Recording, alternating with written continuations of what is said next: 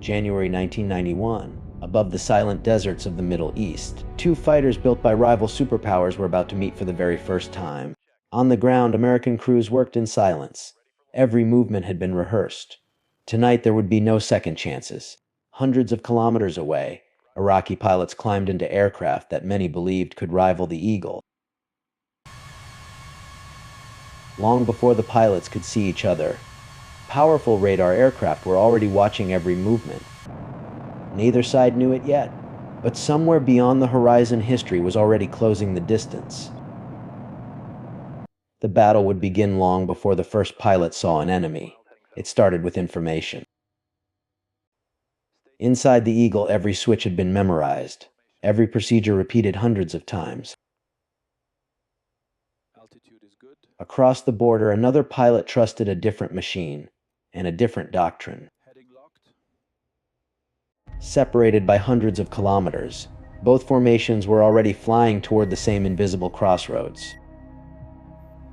Above the desert, the Eagle climbed into thin air, hunting an enemy it had never seen. The Eagle was never alone. Far above, unseen eyes stitched every radar return into a single picture of the war. On the Iraqi side, ground controllers searched the skies through aging Soviet radar systems, hoping to find the attackers first. They were now sharing the same sky, separated by distance but connected by radar. The sky looked empty, but the radar told another story. Then a single radar return appeared. Somewhere ahead, another fighter had entered history. To understand this encounter, we must return to the Cold War. The Eagle and the Fulcrum were never meant to meet over Iraq. The F-15 Eagle was built with one purpose: to dominate the skies before the enemy even knew it was there.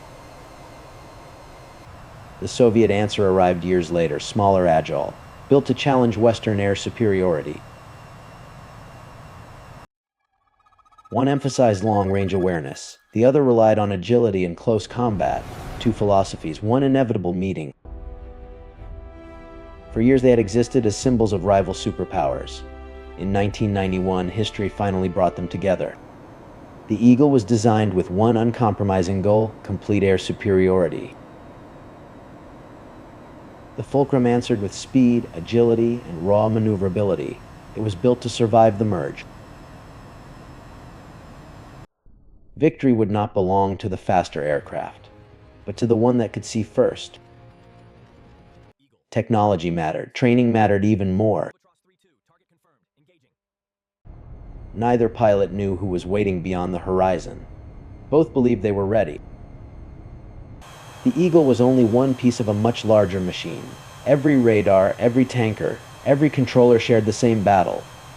Most Eagle pilots had spent years preparing for a war against the Soviet Union. Desert Storm simply became the test. Iraqi pilots possessed capable aircraft, but years of war, limited flying hours, and isolation had taken their toll. At 40,000 feet, there was little room for hesitation. Every second could decide who returned home. Orders were transmitted. Headings changed. The distance continued to shrink. The first encounter was no longer a possibility. It was inevitable. Dark Star, new contacts bearing Minutes after crossing into hostile airspace, the first Iraqi fighters appeared on coalition radar. Inside the Eagles, the intercept had begun. Every heading, every altitude, every decision mattered. The Fulcrums trusted voices from the ground. Their enemy remained invisible. Dozens of kilometers apart, both formations were converging on the same patch of sky.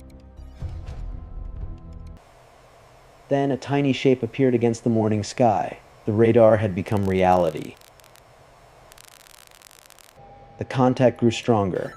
The Eagle's radar was no longer searching, it was tracking.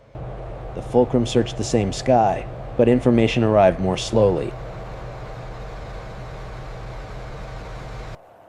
The Eagle spread across the sky, creating a wider radar picture and reducing the chance of surprise. Every passing second erased another kilometer. For the first time, each aircraft was no longer just a radar contact. It had become a silhouette. The formation shifted. Routine patrol had become a combat intercept. Somewhere ahead, another pilot was closing the same distance, unaware that he had already been detected. Closing speeds exceeded 1,000 miles per hour, yet inside each cockpit time seemed to slow. Training demanded patience. A target was not enough. Identification still mattered. The hunt was over. The engagement was about to begin. The Eagle pilot was no longer searching. He was building a complete picture of the battle unfolding beyond the horizon. From 30,000 feet, the controllers watched every aircraft move across an invisible battlefield. The Iraqi pilot searched the empty horizon, unaware that another fighter already knew exactly where he was. At their combined speed, every heartbeat erased another stretch of sky. The geometry was complete. The Eagle had reached the point where training, technology, and timing would decide everything. The first shot came without warning. Beyond visual range, the battle had begun. Within seconds, the Sparrow was traveling several times faster than sound. The warning came only moments before impact. The margin between survival and destruction measured only meters. The Eagle never paused to watch the missile. The fight was already moving to its next phase. Every defensive option was used. In combat, survival often meant layering one chance upon another. Energy was life. The Eagle fought to keep every advantage. Far below, the battle was little more than distant thunder across an empty desert. The Fulcrum tried to reverse the geometry before the Eagle could strike again. One missile had been spent. The engagement was only beginning. The Eagle wasted no time. A second intercept solution appeared almost immediately. Propelled by solid rocket fuel, the Sparrow crossed the sky faster than any pilot could react. The Iraqi pilot committed everything to one desperate turn. Closing speed left almost no time to think. The Eagle climbed once more, converting speed into altitude for another attack. Altitude became speed, speed became opportunity. Survival alone was not enough. The Fulcrum now sought an opening of its own. The fight stretched across the sky, measured not only in miles, but in altitude. The missile corrected its course again, closing relentlessly. Sometimes victory was measured by only a few meters.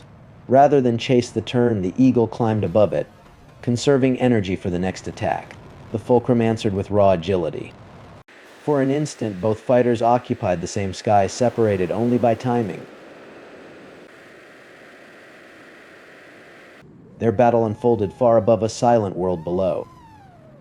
The Eagle had not lost the fight. It had simply reset the geometry.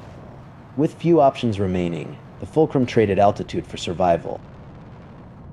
The Eagle refused to follow blindly. It stayed above the fight.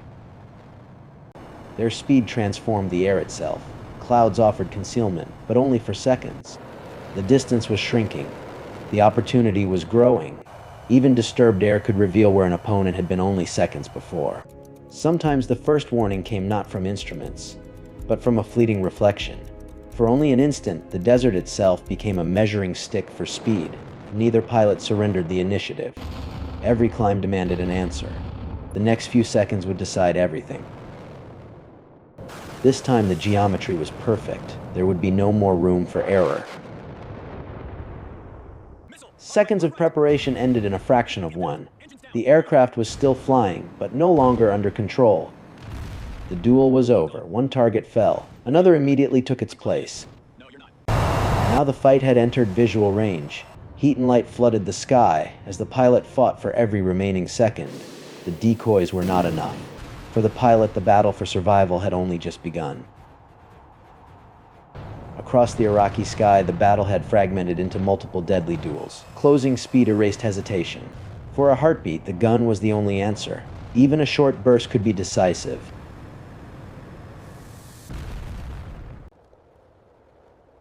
Air superiority had been earned through training, discipline, and relentless execution.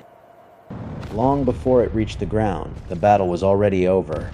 For one pilot, the war continued beneath a parachute. The mission continued. Formation came before celebration. Minutes earlier, this sky had been filled with violence.